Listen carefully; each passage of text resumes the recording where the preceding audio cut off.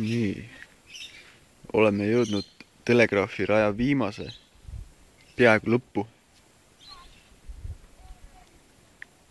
Tegelikult me jõudsime siia juba eile ja saime teada, mis vahet on creekil ja riveril ehk siis ojal ja jõel. Kui tahad jõge ületada, peaksid ennem autost välja minema, sest näete, kus need rattajeeled lõpevad. Sinna meile jäime kinni. Mootor suri välja, sest seal on sügav. Aga kõrval ei ole eriti enam sügav. Aga õnneks olid siin mingid inimesed, kes andsid meile asju, millega me saime vintsi pulgile kinnitada ja auto välja tõmmata.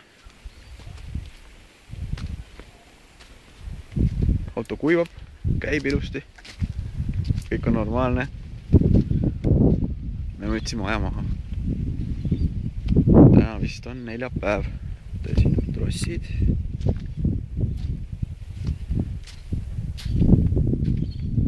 Natuke tilgub veel vett kuskilt.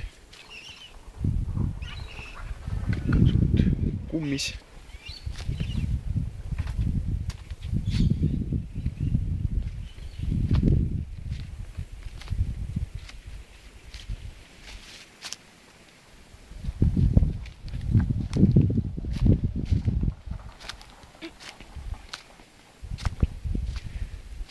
Põhjatipuni on umbes 70, ei olegi nii palju, 50 kilomeetrit.